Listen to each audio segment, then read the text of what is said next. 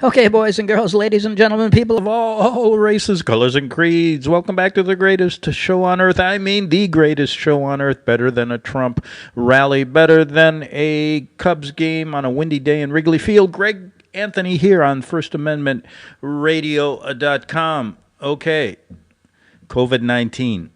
COVID means in Hebrew, according to a friend of mine, and I can't verify it, you can check it out. His name's Henry Makow. He said it means wisdom.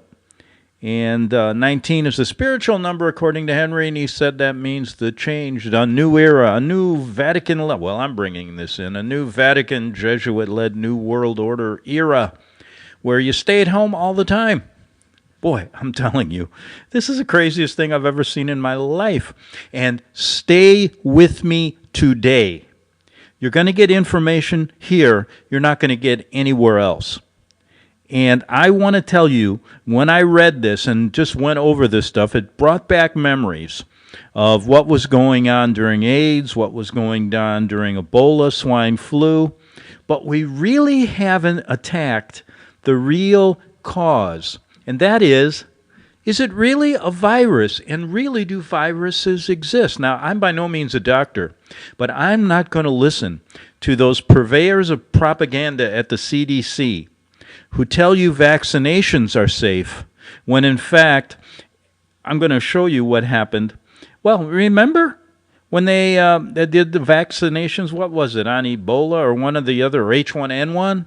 They didn't tell you about the $2 billion in claims they paid out of all the people that were paralyzed and the number of people that died. We'll get to that in a minute. But we're going to question today the very cause. Is it a virus? Can they even detect what a virus is?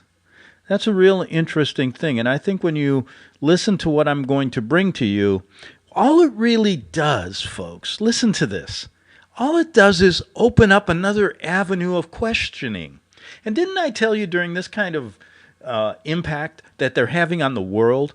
I mean, people are being told, millions, 70 million people in the United States, especially in these big cities like L.A., New York, Chicago, a number of them. I mean, it could be Kansas City. I don't know how big, Minneapolis. I mean, I guess if you're living on a farm or a horse farm in Idaho or something, and they tell you not to go out off your house, you can travel 250 acres in each direction and not have a problem. But if you're stuck in a condo in L.A., that gets pretty dicey, doesn't it? No matter how rich or poor you are. And what is they tell me this, the southern border is supposedly closed, and the northern border, and the eastern border, the western border. But what does that mean? Well, it means it's closed for all non-essential trips. Well, what is that? What's an essential trip? I have a list, and I'm going to give it to you. I've only got 2 or 3 on the list. 1, I guess they're going to let everything but toilet paper go through. Huh? Yeah? Everything but toilet paper. They don't want to ruin the streams of commerce. Secondly, they're going to allow the illegal drug trafficking, and the cartels to continue to travel across the border, whether they go in underground tunnels, whether they fly over, whether they sneak their way in. They got to allow drug trafficking to continue. That puts a dent in their pocketbooks. And thirdly, all the money laundering banks will still be working, so don't worry about it. The Vatican won't lose their 15%. And all the Cayman Islands and all these other banks that take all this crooked money, don't worry, you'll still be moving forward. Your bottom line won't change. But you know whose bottom line's going to change? The American people.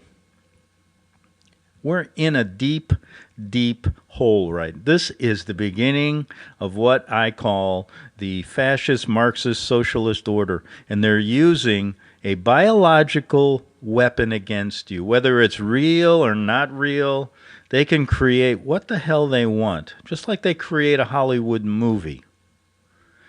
But let's, by the way, I just wanted to update you on my show. I do this every Monday through Friday. I've been doing it for years. I started a new show Friday night at 7 p.m. To 8 p.m. on a place called crnradio.com. Now, this is an interesting station. It's a mainstream station. Carries people like you've probably heard of, Larry Elder, Fox News, all these people. And other shows, like shows about wine and shows about sports. It's a pretty huge station all over the country, and they're on many, many different listening areas, AM stations, FM stations. Then they're on digital all over the place, on TV, and this goes in every city in the country. So I don't know really how many people listen to my show. I haven't advertised it much. But it's nice that the mainstream is kind of ready for this, because I didn't pull any punches on my first show. And what I was getting at was that I think during a time of crisis like this, there's some advantages to it, because people feel as if they got to figure out why these crazy people are doing what they're doing. And so they're open to more ideas that you get on my show that are claimed to be conspiracy theories. But I always say this, that there really is a small group that runs the world. We've explained that. We talk about different people, like the Vatican Jesuits and others involved with them, and how this is both a spiritual and a political takeover. And it can't be a conspiracy, though, and I tell people this because they identify themselves in sign, mottos, monuments, numerology, many different things. So they're identifying who they are. It cannot be a conspiracy. The problem is, if you don't know what that obelisk in front of your White House means, if you don't know what that obelisk in front of St. Peter's Square or in London proper, if you don't know what adorns your Capitol building in Washington, then they can continue to control you because they remain invisible. But once you know these things, this haze, this mist, begins to disappear, begins lifting. And that's why maybe during this period of time, people are more apt to listen to things like I say, instead of quickly labeling it out of this world. Unbelievable. Why do they only talk about it? How come Mr. Anthony Fauci doesn't talk about it, or Trump or Obama or any? They just fight between each other. Why don't they talk about it? And I think that during a crisis like this, many people are more apt to listen to more avenues of thought. And really, that's all it is. Because I'm not asking you to believe anything I say or bring to you. I just ask you to open up a different avenue to perhaps understand this. Now, I've throughout the years have identified hundreds of clues showing that the Vatican Jesuits are deeply involved in the formation of our country, in world intrigue, and I put this and balanced it against everything else and came to the conclusion that beyond a reasonable doubt, this needs to be put on the table of discussion. Why isn't it? Because the secret keepers, the controllers, your owners, don't want to. Because if they did, they couldn't get away with what they're doing today. And what they're doing today is an amazing control mechanism, because they're using basically, Trump even said it's an invisible war. But it's not only invisible, they've got you believing you have it even if you don't have it. They have you believing this. I heard a doctor yesterday get on one of these mainstream stations that will not ever discuss this in the nature we do here, as a psyops, as a planned psyops. They were meeting weeks before this, doing pandemic exercises. There is a coronavirus. If there is a virus, I believe they call these things viruses when they can't isolate them, because that's what a virus is. You have to isolate it before you can ever have a cure. And they never can. And I'm not saying that because I'm a virologist. I'm saying it because I read some very important doctors who had fought this for years in Germany and won in the Supreme Court. And I'll get to that in a minute. But this doesn't get over here. But it doesn't surprise me, because I remember back in the 80s when I was in Rome trying to explain to people here through a few simple articles about Vatican intrigue. It never got here because the AP editor wouldn't allow it, or the UPI editor, or even the American newspaper back then wouldn't allow this stuff. So is there really freedom of speech? No. Is there freedom of speech during these crisis periods? Never. Gets worse. If you cross over the government line now, you're going to be excluded on Google's algorithms, because isn't it interesting that when these things happen, like 9/11, when this happens, when Ebola, when the swine flu, H5N1, H1N1, they all band together, whether they're left or right, and they do it under this guise that, we're going to save you, no matter what our political differences are. We're going to save you and give you a solution. But they create the problem. It's create the problem, offer a solution, get the synthesis or idea you want in the end. So what is it? They create a fictional disease.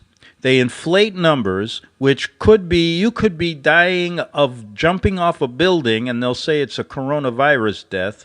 You could get hit by a car, it's a coronavirus death. You could die of actual pneumonia, but they'll relate it to coronavirus. You could have a cough or cold that leads to a serious flu, and that's coronavirus, because they got you believing everything is.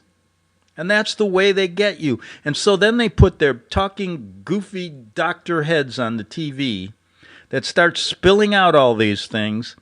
And then they start telling you what to do, where to live, how to walk, how to talk, how to wash your hands, how to do this. It gets a bit sickening.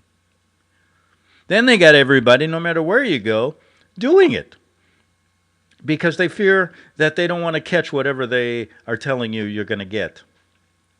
Right? And it's really crazy, because in the last few days I talked to a couple people over the internet who I know who had a cold and had one, and they automatically think they have the coronavirus. You can't. And I'm not saying they're, follow the leader type people either. This is really a way to really lock down a society, and they've done it. Look what they've done. Look exactly what they've destroyed the economy in a matter of a month. They're telling people, all the people that were at work, that were supposedly living the Trump dream, are now out of work. They're going to be giving you money, like $1,000 checks, which is socialist as hell. And everybody is going to be falling in line. You don't have even baseball to look for. You don't have hockey. You don't have anything. You can't go to a restaurant. You can't go out to a movie theater. You gotta, what they told you today? You gotta stay home. Everyone. Oh, you can go out to walk your dog. You can go out for a little exercise. That's kind of like prison, isn't it? That's what they tell the prison. People in prison probably got more freedom than you or I right now. If we're following their express orders, then they say, when you go outside, stay 6 feet apart. But the virus, if you're in a room, lasts in the air for 3 hours. So what the hell's the difference if I'm right on top of somebody or I'm 6 feet apart, if it's lingering in the air for 3 hours or 6 hours? They can't ever really prove this. That's why it's so devastating, because their number, how can they, I went through a show the other Friday and I went through this and I said, hey, they're whipping out numbers every day, more people dead from coronavirus. How do they know that so quickly? When you get reports that the tests aren't valid, you get reports that they're false positives out the yin-yang, and you get this kind of blatant thing. People call, what are the symptoms? Well, the symptoms are everything. You got a runny nose, that's the coronavirus. You got a cough, it's the coronavirus. You got a flu, you got a fever, you got anything. Everything is a coronavirus. And so they could just pick and choose numbers out of their hat and just start throwing them out. But I want to ask you a simple question. How many people do you know and you can prove actually have this? And what is it? And how many do you know died? Sure. Well, Aunt Sally died she was 92 years old. Kobe Bryant just passed away. You know, he died in a helicopter accident. I mean, this happens every day. 106 people a day, on an average, die of car accidents. 150,000 people a day die in the world. 7,500 a day, they average, die in America. So people die. We know that even before we wake up in the morning and now are told we got to fear for our life for this. When in fact, you know something? That's probably the least thing you have to worry about right now when you think about all the other illnesses that are out there. Whatever happened, don't they ever tell you how they're infecting the whole planet? Or the whole plane, I like to say, with, their chemtrails? How about their food? How about Monsanto and Roundup? 30 years ago, I was telling people there were lawsuits in Germany and that saying Roundup was cancerous. It was. They didn't do anything here. But now you'll turn on the TV 30 years later, there's class action lawsuits against what? Causing cancer from Roundup, and they're still using it. They kill you in 100 million different ways. This virus is just a control mechanism. They're doing this to lock in their Marxist socialist world they bring in. And I want to give credit to the real founders of socialism and the Hegelian dialectic, the use of it, as the Jesuit and the Vatican Order. They're behind this thing hook, line, and sinker, and you know they are. So, in this case, what really is this? So let's go back because we forget about this. And then in the second half hour, you've got to stick around because I'm going to give you some really good information from a Dr. Lanka in Germany. We may have forgotten about him. But way back in 76, the USA was told, were you around then? Of a severe threat of swine flu infection. And a vaccine campaign followed. Within a few months, claims totaling $1.32 billion had been filed by victims who had suffered paralysis from the vaccine. The vaccine also was blamed for many deaths. Now, in the 1980s, claims were made that AIDS would decimate the population. This never happened. And I'm going to get into how Dr. Lanka got into his research of viruses, which he claims can't even be proven, in a minute. Between 2002 and 2004, governments, health agencies claim that SARS, a virus, they say, posed a significant threat to public health. The threat never materialized. See, this thing always is growing now, you know? And they're locking everybody down, so they gotta have a lot of numbers. And let me just try to tell you what I think is going to happen. Numbers are going to peak. And then they're going to start going down. And then they're going to start slowly getting rid of this. And in 2 or 3 months, it'll all be over. And then they're going to say, we're going to ramp up the economy while the rich have already gotten richer. And then maybe in another 6 months or a year, another one will happen that's worse. Till finally they have their whole system in place. Their Marxist, socialist, one world order where everybody's in control. It won't be sovereign countries. It'll be continents. And that exactly is what the globalists are telling you before the COVID virus. What were the socialist Democrats telling you? Open borders. Canada, Mexico, America, all one. I don't think Canada wants that. And if I was Mexico, I wouldn't want to be a part of the United States, to be honest with you. No, I would not. I think Mexicans would rather have their own sovereignty. I live here most of the time, and I know that. I mean, they look at the United States and go, well, when there's a problem, they come running over here to steal all our toilet paper out of Walmart, But they don't want us crossing the border, So this is a game they're playing, folks. Most countries want their sovereignty. Most countries don't want to be ruled by a big brother, right? But they're going to do that to everyone. And this is just the first salvo. And so I think in a couple months it'll end, And the reason I say that is I was reading an article. I was very upset about baseball season this year. And, over the years I've said this. I said, they will not start a war.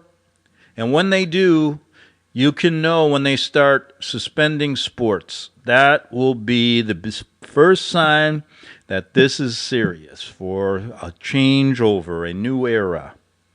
They never did it before. They never shut down football, never shut down baseball, even though numbers were higher. In fact, even if you had influenza B, which supposedly that's another strain they say right now, supposedly from October 1 through February has killed about 30,000 people. That's a lot. That's in America.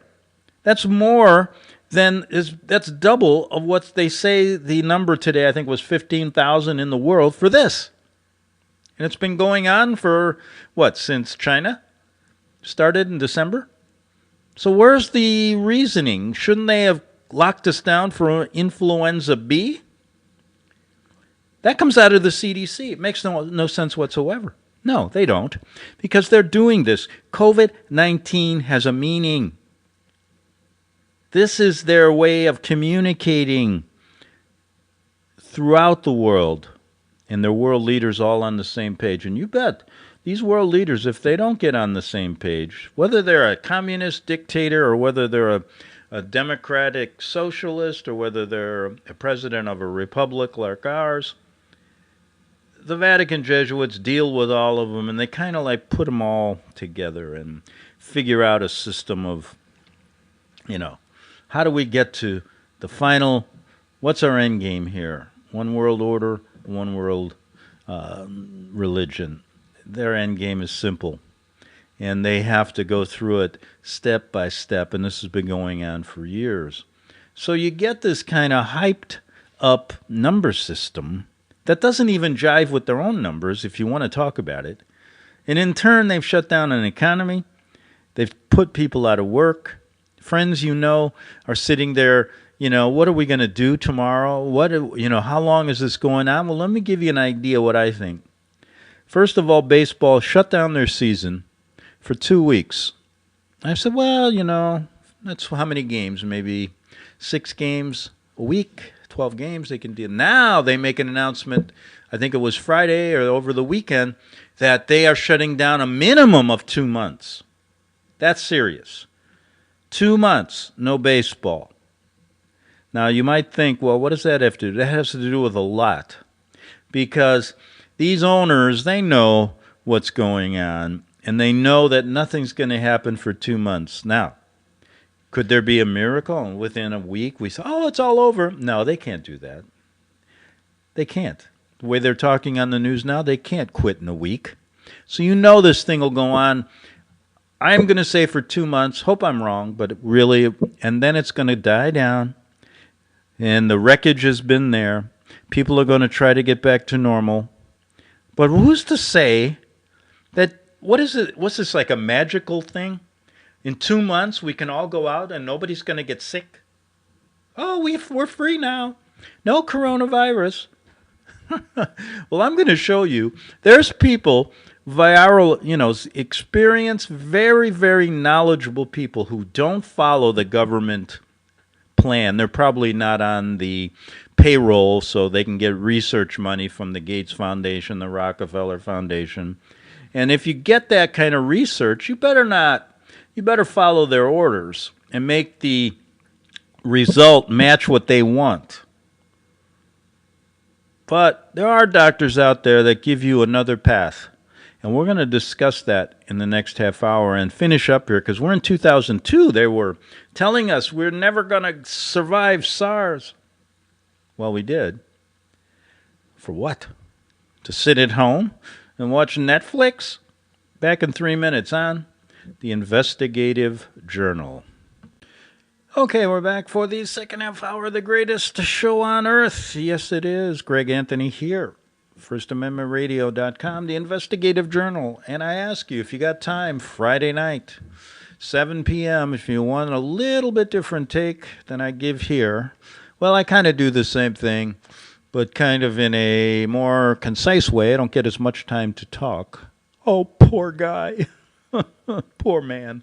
But anyway, I enjoyed doing this. Always liked it. I feel really lucky to be able to come to the listeners who really understand that if you start really opening your mind up to certain different things, that it's so much easier to function, and especially with what they're doing to people now, because I know people are going, "This is crazy. What? There aren't that many, Oh yeah, well it's serious, Harry. It's very serious. You make it sick, honey. If I got to live like this, Martha, I'd rather die. Think about it. They're going to get people so ready to. I mean, if you're going to live 2 months sitting in your house, probably going to pull your hair out, go crazy, die of anxiety, cabin fever. But they're destroying the economy. They love it. And many people got rich. Yeah, these people from Wall Street, senators in Washington, etc. Basically, remember how low it was, the economy was years ago when Trump took over? They invest, then it goes way up, and then right before the coronavirus scare, they sell out, and they sell out on top and make a lot of money, and then all the people that stay in it for their 401ks lose their ass. Plus they don't have any toilet paper to wipe it with.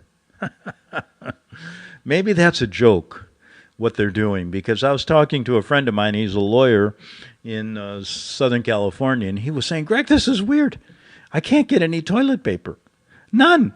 He said they're all out in the stores. There's lines a mile long at Costco. So I go to Amazon. I go to try to get it delivered. And you know what they tell me? I can get anything I want, but not toilet paper. And he goes, why? It has to be a joke. The joke's on us. Look at the elites are going, you see? These stupid Americans, these useless eaters, our slaves don't even have anything to wipe their ass with. Well, I've solved that problem.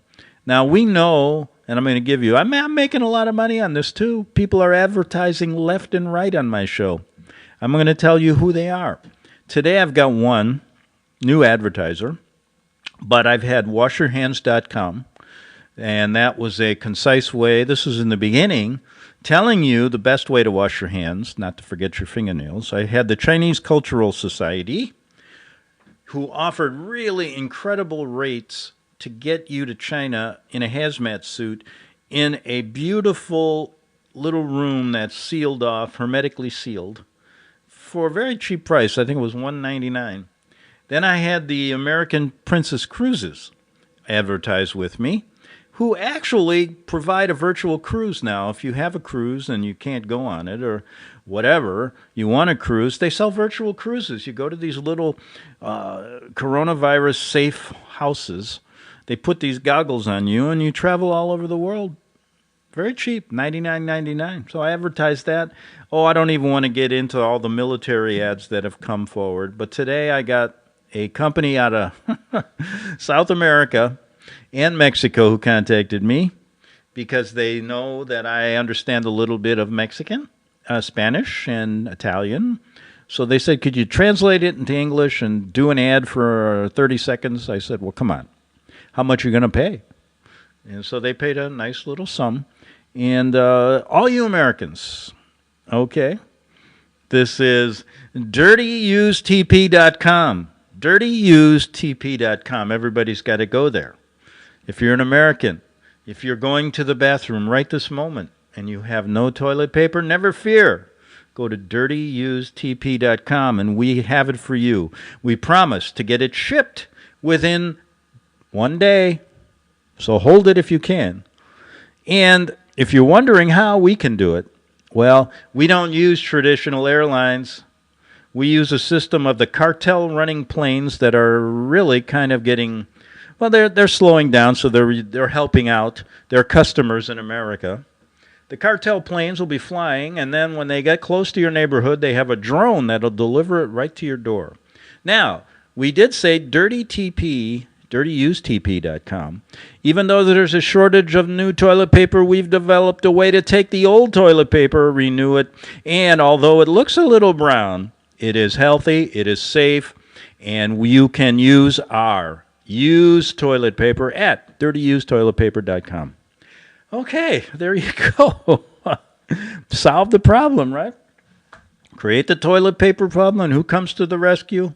Our friends in the Mexican and South American cartels who have been so kind to offer their services throughout the years, providing heroin, drugs, and what have you, with compliments of the American government, the Mexican government, as well as the Vatican, who does a good money laundering job on all of that stuff. So if you're looking for used toilet paper, you know where to go.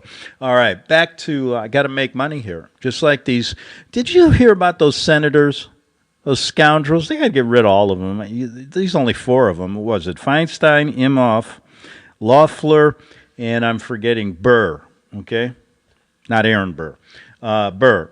They all sold millions in stocks after they had a coronavirus, meeting, private meeting at the, in Congress. So they were told, hey, they're going to shut down the economy, and the fake coronavirus is coming. So you guys better sell your stocks. This one senator, she's new from Georgia. I looked at her and I go, my God, how can you? She said, you know what? She's got about $2 million or $1.3 million in stocks. And she says, but you know what? I don't even think about it. I have it in the hands of people that do everything for me. So she's saying, if you had $1.3 million and you know the stock market's going to drop, are you just going to sit there idly and say, oh, I don't care if I lose $1.3 million? But miraculously, she sold out when it was really high and made a fortune. And she said, I'm only concerned with helping my citizens. Yeah. Okay. So look at these pandemics and the previous things. I mean, in 2002 and 4, we had SARS, never panned out. 2006, similar claims were made about H5N1 bird flu, which also had no significant or lasting effect on the population. Then we have 2009. Much panic ensued following scares of swine flu, with almost hourly reports of new victims. In reality, the threat was no different than the seasonal respiratory illnesses. And most of all, the victims died with other pre-existing health conditions. Alternative commentators noted many signs that the swine flu were either made up or exaggerated to benefit pharmaceutical companies who were selling either vaccines or drugs like Tamiflu, etc., who had, significant side effects. So, most of all, before I get to this report from this doctor, I'm going to spend some time, and I may have to come back tomorrow with some more, but you're going to get it. This is amazing. Most of all, the mainstream sources, you're never going to hear this, said that pandemic tabletop exercises hosted by Johns Hopkins, they're never going to tell you this, Center for Health Security, in partnership with the World Economic Health Forum and Bill and Melinda Gates Foundation, on October 18th, 2019, in New York, they were having these COVID-19, the first alleged COVID-19 case diagnosed in Wuhan, China, was 8 weeks later, but they were already having these exercises to control a mass pandemic. But Wuhan has its own laboratory, its own virology institute, where various tests and research are done on viruses. Wuhan has a population of about 8 million, and hospitals there treat many people with respiratory illnesses. Now, Dr. Wolfgang Wodarg, a German pulmonologist, has independently looked at the published data of COVID-19. He recently concluded that coronavirus has not been clearly differentiated from other versions. Whether the COVID-19 is actually any more dangerous than the similar viruses can't be determined. But yet we have the government locking down everybody? Current statistics actually appear to show it no more dangerous than other viruses. And folks, if you can basically skew the numbers, I can prove that 150,000 people died today in the world, right? And that's a fact. That's what they tell you. How many numbers can they take from all these diseases? A guy has a cold, dies from something else that's similar, dies from this, dies from that, and jack up the numbers to scare the hell out of you. They tried that, not to the great success they're having today, but anytime you see them every day, every hour, the numbers are changing exactly. How do they really know? Look at what Dr. Wodarg's saying. They don't even know what the hell it is. So how can they have a test that's valid? And people in Europe are starting to say false positives are coming out at least a 50% rating or more. So even if you get a test, you don't know if you have it. That's the whole point here. They want everybody to have it. Then the governor of California, listen to this guy. He said yesterday that half of the people in California are going to get this. Oh, really? Well, what about you? None of these people adhere to what they tell you. Listen to this. They have these task force meetings at the White House. They're all huddled up together, 2 feet, right on top of each other, breathing on each other, coughing, sneezing, doing whatever the hell they want. They got the journalists packed in there like sardines, but, they're not getting it. And they're telling you, when you go outside, stay 6 feet away. Well, to me, it doesn't matter. Like I said, you got to adapt. We got, no problem with me. I can stay, in fact, give me put me in a farm with animals and dogs any day. Keep me away from the masses of people. I never liked being around a lot of people, so it doesn't bother me in the least. But Dr. Wodarg reports that this test has been disseminated to labs around the world, but it's not accurate as those made for similar viruses in the past. It's giving a lot of false positives. The pandemic has been therefore created by manipulating politicians and statistics. What did Mark Twain, his great quote is very short, but it's very apropos right here. Mark Twain, one of our great writers, wouldn't he be great to be alive today? In fact, think about it. Ernest Hemingway wouldn't care. He spends all his time alone anyway. Writers sit around at home alone anyway. They're going, now, see? You see? This is what we have to go through. We sit alone all the time, right? But anyway, so Mark Twain said, lies, lies, lies, and statistics. So these politicians are manipulating statistics and the movement of patients within the hospitals of ill people. Now, I mentioned that about 3 days ago, I talked to my nephew, Scott, who's an Army military medical doctor in an emergency room. He was there in Seattle when this thing broke. He graduated #1 in his class from Bethesda, and he's a bright kid. And I asked him several questions, and he's really open. And he said, Uncle, our emergency room has 30 to 40% less patients. We're not busy. I said, you out of supplies? He says, no, we're not out of supplies. I got everything we need. He said, the only thing different is that, and he kind of smiled and said, they're setting up a military operation outside. So these politicians are skewing these statistics. Everybody's listening to that Dr. Anthony Fauci. And I asked a really important question the other day. I said, I cannot go on with the COVID virus anymore, spreading this kind of stuff every day without knowing this one thing. Did Anthony Fauci, this great virologist on the government payroll, ever at one time consider being a jockey? I have to know that. He gets up there standing next to Trump. You can only see his forehead when he gets to the microphone stand. I just wondered if he wanted to be a jockey. But anyway, I have to know that. So here we go. Tell me. I'm going to ask a question right now. Do you think viruses exist? We always say virus. But I didn't know until I started reading about this. And I'm going to get into it in a second. Okay, you can go to my website at greganthonysjournal.wordpress.com. This article I put up. But it's it's lost in the weeds of untruth and propaganda since we're all under this occult spell, quarantined and in a state of suspended animation. This reveals from a medical point of view, this article I put up, that the world Marxist lockdown is a fraud. Or could be one, and should be discussed. We shouldn't take what these people say as truth. We don't even question anymore. Please send this article, it's on my site, to the White House Task Force, all in Congress. It won't change anything, but at least they will know that we know. And that's pretty good, even though they'll call you crazy. But there's a Dr. Stephen Lanka, and he debunks pictures of isolated viruses as well as viruses themselves.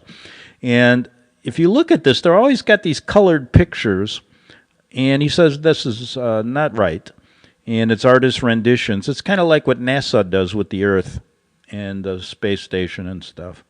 But Stephen Lanka, a virologist and molecular biologist, is internationally mostly known as the AIDS dissident, and maybe a gene technology dissident, who has been questioning the very existence of HIV since 1994. In the past years, he stumbled over a breathtaking fact. Not even one of the medically relevant viruses has ever been isolated. There is no proof of their existence. Now, you don't have to be a molecular biologist, a doctor. You can be just an average Joe like me and understand this. And if you begin to question the authorities up there in the White House, they will just use their names, their titles, and all their bullshit to say, you don't even have the right to ask this question. Well, I think you do if you're locking down a whole country on something that this doctor and several others, number of others, say doesn't exist. So for a long time, he says, this is Dr. Lankar, I studied virology from the end to the beginning, from the beginning to the end, to be absolutely sure there was no such thing as HIV. And it was easy for me to be sure about this because I realized that the whole group of viruses to which HIV is said to belong, the retroviruses, as well as the other viruses which are claimed to be very dangerous, in fact, do not exist at all. So we thoroughly read the literature. So he says they don't exist at all. So he thoroughly read the literature on those other viruses, and after he could still not find any paper which he would provide the evidence, he encouraged people not to believe him, but to ask the institutes and authorities themselves. That is actually eventuated, most initiated by other people, by normal people, by mothers who had sick sons and daughters that wanted to know, and the responses were revealing. And he put them in a book he wrote in German, and it was translated to Vaccination, Genocide in the Third Millennium by Stephen Lankar and Karl Krefeld. Now, what he said was so revealing, folks. I mean, unbelievable. He said for almost 1 year, he'd been asking authorities, politicians, medical institutes for the scientific evidence for the existence of such viruses that are said to cause disease and therefore require immunization. For after almost 1 year, we have not received even one concrete answer which provide evidence for their existence of these vaccine-preventable viruses. The conclusion is the inevitable, that our children are still vaccinated on the basis of scientific standards of the 18th and 19th century. And he gets into this. It gets into the weeds here, but just bear with me. And I only have a few minutes. I'm going to get back tomorrow because we're going to talk a little bit about isolation, how they've not been able to isolate this, even though they say they do. The conclusion is that, like he said,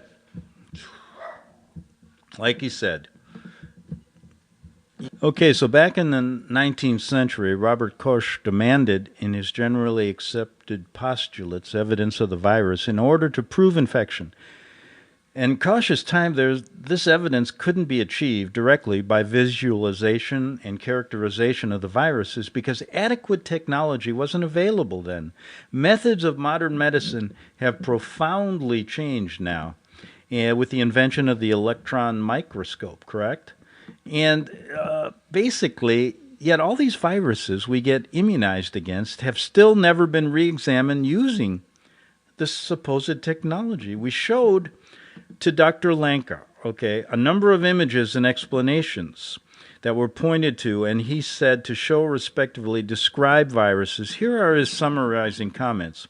All these photos have in common that they, respectively, the authors, can't claim they represent a virus as long as they do not also provide the original publications which describe how and what from the virus has been isolated. Such original publications are cited nowhere. Indeed, in the entire scientific medical literature, there's not even one publication where the fulfillment of Koch's first postulate is even claimed for such viruses. This means that there is no proof that the virus held responsible for these diseases has been isolated from humans afflicted by them. Nevertheless, this is precisely what they claim. Now, there's a number of things here. Now, these are statements that, when you think about the coronavirus, there was a woman that studied Dr. Lanka. She had actually contacted and found that supposedly an Italian doctors months ago said they isolated this, but the way they said it, it wasn't in a medical journal. Other doctors said this isn't really not proving that it was isolated. So, of course, when they say that you can't isolate it, you have to have one picture where nothing moves, right? You isolate it, and then it multiplies. That's what we're talking about. So tomorrow, because this is a very technical story, I want to get into it because it's very interesting. Because he says this, regarding the photos submitted, many of the photos are colored, and this is proof enough that they are artwork or of designers, because electron microscopic photos always appear in black and white, is what he says, okay? The images of the so-called HIV, measles, and smallpox viruses clearly show, as the image descriptions partly indicate, that these are cells wherein the viruses can allegedly be found. Thus, nothing has been isolated. The photos actually show cells and typical endogenous particles in them. These structures are well known and serve the intra- and intercellular transport. So, basically, I guess, unlike viruses of the same kind, which are constantly the same size and same shape, they differ in size and shape and therefore can have been isolated. In the case of influenza, herpes, polio, etc., each photo shows only a single particle. Nobody claims that they're isolated particles. So really, I want to get into this and try to explain it in depth tomorrow. But basically what he's saying is that these change so much that they have not been able to isolate them and determine exactly what they are. And if you can't determine exactly what they are, you can't provide an immunization for them. And so if they're saying this is coronavirus, it could be something else. It could be something different in a week. But they can multiply these deaths and contain a population based on numbers that are similar to what's been going on for years with the flu. People die of the flu. 30,000 have died here in America, supposedly, since October through February of something else. Are they mixing the numbers? They have to, because nobody in their right mind would shut down a population for this. Back tomorrow on the Investigative Journal.